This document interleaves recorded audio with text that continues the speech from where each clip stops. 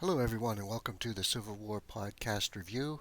Very glad you are here. Today, we're going to be reviewing Joesph E. Johnston and who is in charge here. So, let's get started. So, Johnston was born in the middle of Virginia. It basically was Cherry Grove, but now it's Farmville, Virginia, which is right dead center of the state. His parents and grandparents were from Scotland, and his name, Joseph Eggleston uh, Johnston. He was named after a major that his father served under in the American Revolutionary War. So he was named in honor of that major. And most people don't know the full middle name, Eggleston, but yeah, so it's usually Joesph E. Johnston is how most people call him. Is probably how I'll continue to call him on the podcast here.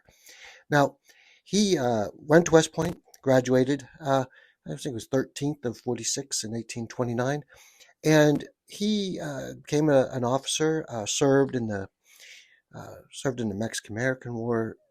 He served in the Seminole Wars. Um, he was wounded during the Mexican-American War, and he recouped in a field hospital. It was kind of a not a joke, but I mean, it's like every battle he's been in, he usually gets shot, was the common saying for him. He's a great soldier, but he had an unfortunate knack of getting himself shot in nearly every engagement, was what General Winfield Scott said about him. But Johnson was in the engineering corps, so very, very good with that. In and then he had after the wars he did some civilian work, but it was just as violent as being in the army, and actually a little bit more so. So he decided to rejoin the army and came back, and he moved up the ranks. He and Robert E. Lee were contemporaries, and they kind of their careers mirrored each other's as they kind of went up through the ranks. And in 1860, uh, he was elected by Congress to be the Quartermaster General of the U.S. Army. Now, there were a couple other candidates, and there was a gentleman named Albert Sidney Johnston, who was also in the military, and this was Jefferson Davis's pick, was for Albert Johnston, and there's no relation between these two, to be the Quartermaster General, but Joesph E. Johnston got chosen, and some people think that haunted that was one of the reasons why Jefferson Davis. We'll talk about this in just a second.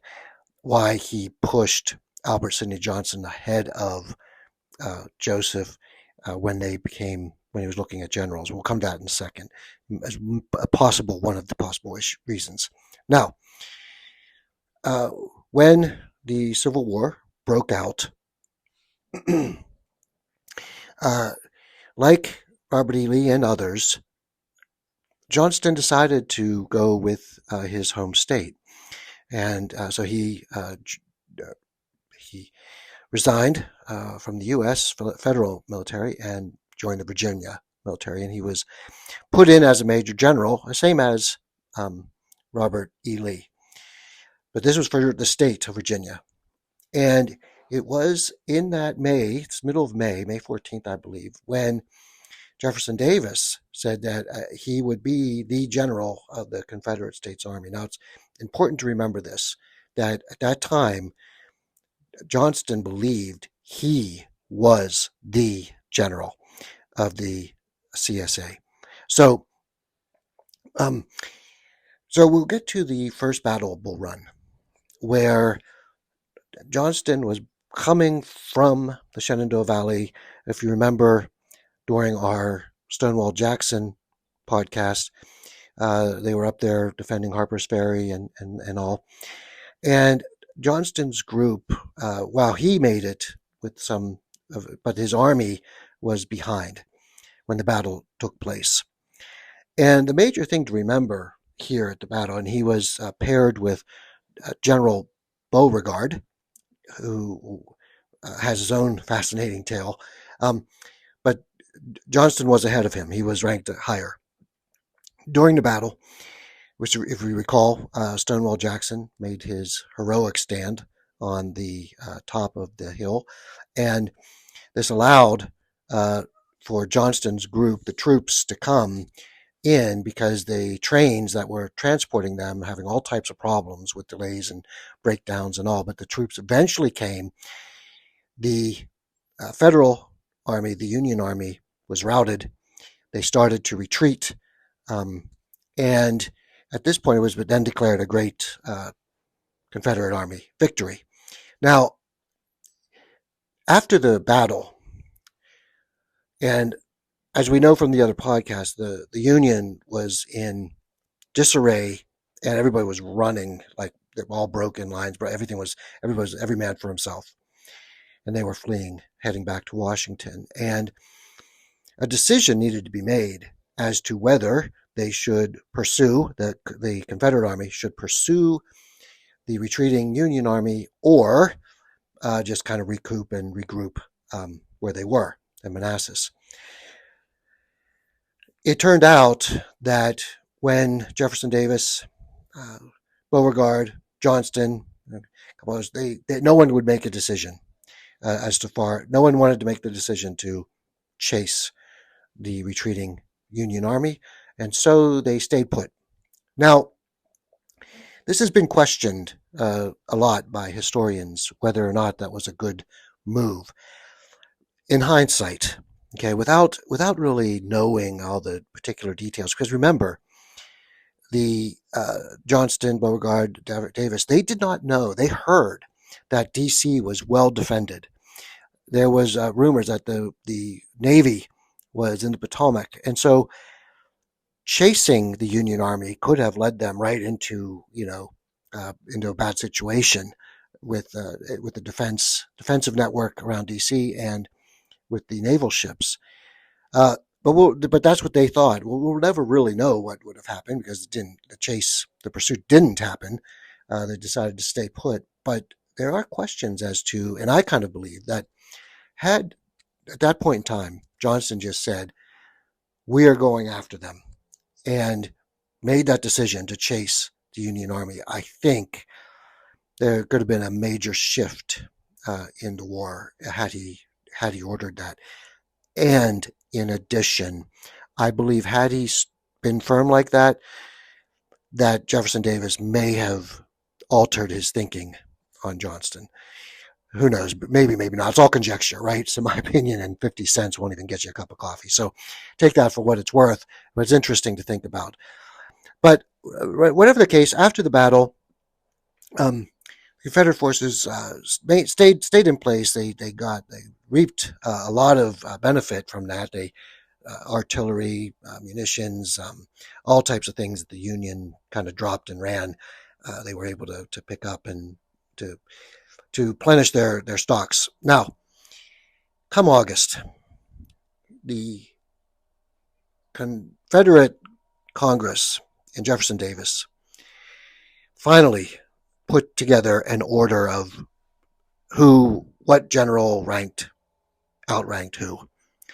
And so the first general of the Confederacy was Samuel Cooper.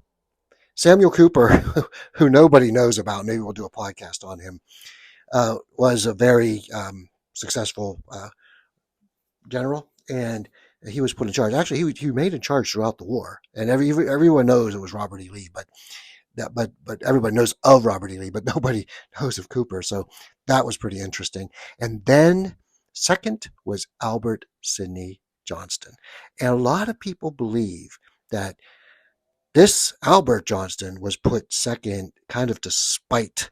This was Davis spiting Joesph Johnston. We'll never know what the real fact of the matter is, but Albert Sidney Johnston was put number 2. 3 was Robert E. Lee, and then 4 was Joesph E. Johnston, and finally Beauregard was number 5. This really upset Johnston, and rightly so. He was told back in May that he was the commander in charge of the Confederate forces. He was the top general. Everyone was below him. He should have seen like some writing in the wind, like, for example, Robert E. Lee uh, assigned to Johnston an adjunct general at one point. It's like, if you're the main guy, how come Robert E. Lee's assigning people to you? There were little hints that things, and who knows about that, right? But there were some hints, and it was quite the shock to Johnston when he got that. I wouldn't say it was a demotion. He's still a general, but you're number four on the pecking order when you were number one. So he was very upset, and this lasted throughout the war. This being upset, and when something like that happens, well, you should, as a soldier, put it aside and just accept your rank and follow orders.